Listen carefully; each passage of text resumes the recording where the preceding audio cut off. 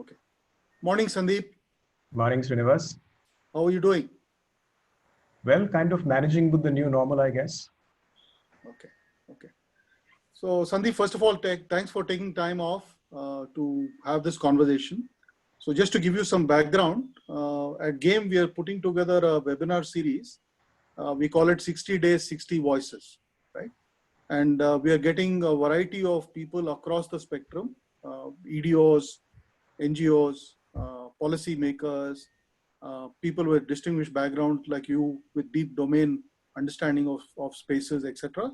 People who have been entrepreneurs, etc. to talk about both relief and recovery and rehabilitation post-COVID, right?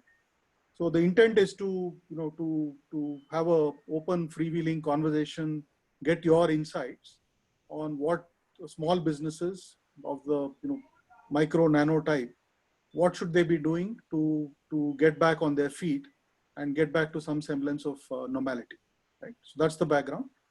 So we do one every day. It's a 10-minute session. So what I'd like to first start is maybe you could give us a quick background, your background, so that for the benefit of the audience.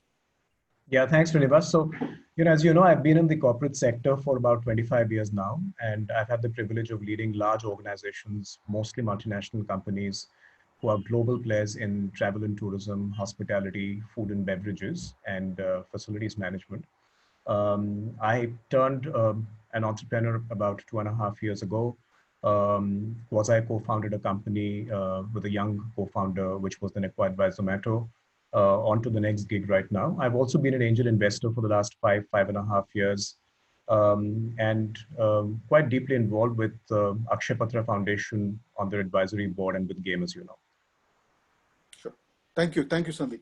So Sandeep, picking up on 2 or 3 areas where you've had very deep involvement. One was food, and the other is travel, tourism, and hospitality, right? So what do you see in the near term? First of all, you probably have had several discussions and conversations with people. So what are you seeing them identify as the biggest challenges they're facing now? Yeah, I've been in touch, like all of us are, I guess, at this particular time to create some kind of an emotional and a deeper understanding of the changing scenario, which has kind of caught all of us by surprise, I guess. So, my sense is that this has impacted people at the emotional level quite hard, the consumers, I mean. So therefore, areas around personal health, hygiene, safety, social distancing are things where India lacked before, not to the extent that we would have liked to see the country at, but I think will rapidly change on the other side of COVID-19. There is a certain sense of fragility, there is anxiety, in the system on the economic impact of COVID-19, on the personal impact on personal health, hygiene, and safety of the near and dear ones, and the Indian consumer per se. So I have to say that while there is anxiety and fragility in the system, I also find the Indians and the Indian consumer uh, coping with it, with a fair sense of determination, and with the country rallying around as best as it can to say that, look, let's tide over this, let's flatten the curve, and see how quickly we can get into the other side. Okay.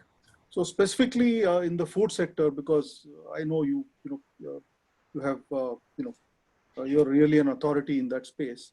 For small restaurants, for small variety of small businesses, right? How do you see them? What do you think they'll need to be doing to be able to cope with this? The fallout of this Yeah. in the times ahead. I think it's a really relevant question and something which has been bothering me on my mind as well.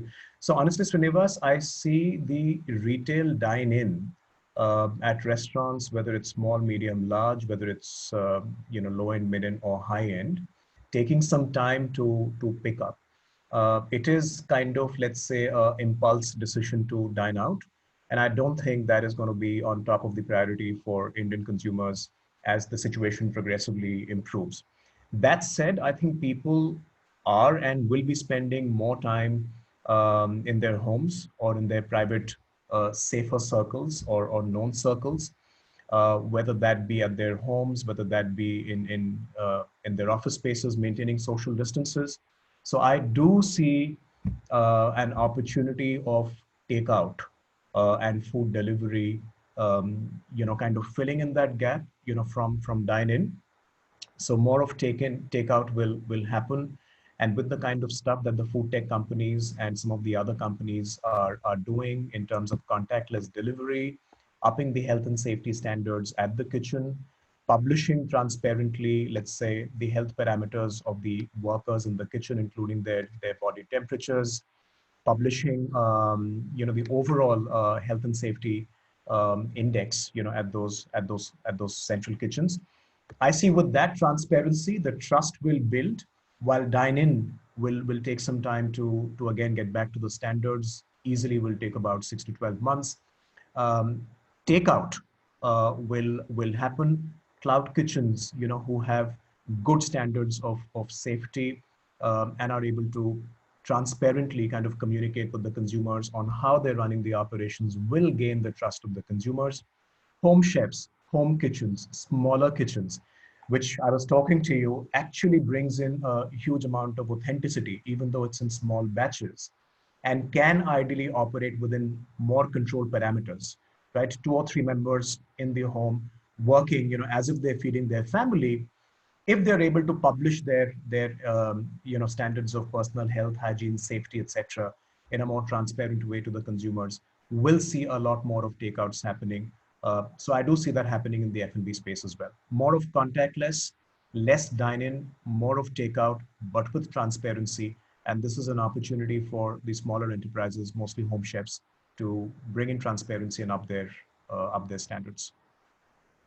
That's an outstanding recommendation, Sandeep. And that's something which I think we have to figure out how to get the message out, to amplify the message which you just said, which is a huge emphasis on safety standards.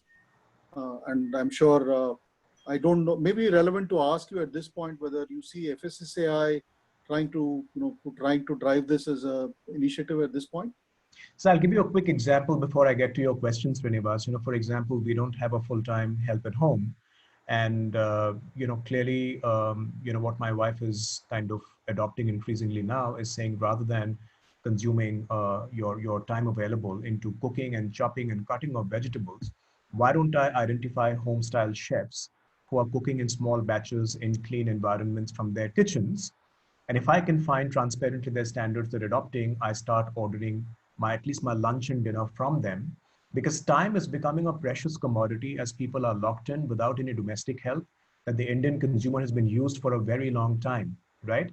So how do you still get back to your routine by outsourcing some of the regular chores your domestic help was used to doing before? And that is where the home kitchens and the stuff, they can come in with their transparent standards. I think FSSAI has been advocating this and wanting to do this for a fairly long time. They have reasonably clear guidelines on obtaining of the licenses. FSSAI, I remember 2.5 years ago, kind of drove an initiative, with the food trucks and with the street food retail. So clearly standards are available. Progressive organization, especially under their current CEO. So any reinforcement, amplification, partnership, dissemination with FSSAI is going to be a great idea in furthering opportunities for home chefs in a more transparent manner, and allowing people who are increasingly staying at home to outsource their basic lunch and dinner to these home chefs. Okay, thank you. So as a ecosystem player, right? Are there things you think, and you kind of covered it in a little bit, but what are the top 2-3 things you think game can do at this point to help these micro small entrepreneurs get back quickly in the recovery and rehabilitation mode? Yeah, I think the single biggest opportunity, Srinivas, we have is in bringing in basic standardization around health and safety, right? So we know that there are people, who are working by creating their own islands of excellence. But, as we bring them together in a slightly fractured and fragile ecosystem now, with consumer awareness being heightened on health and safety, if we can publish basic standards on health and safety aligned to FSSAI, already available. We disseminate that. We do a basic training with these home chefs saying, hey, these are the 6 things you need to follow around health and safety and compliances. That's one.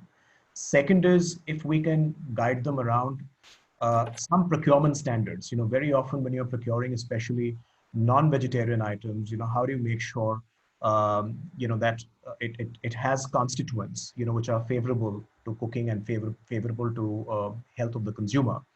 So essentially around health and safety standards, essentially around procurement standards, and personal health. So wearing a mask or wearing a net on the head, wearing your basic safety gloves, keeping your chopping boards separate. Just basics that we can co-create will go a long way in enabling these home chefs and publishing them transparently through the food tech portals in assuring the consumers. Sure. Thank you, Sandeep. Very practical, down to earth, as always, solid recommendations. Thank you. Thank you, Yeah. Srinivas.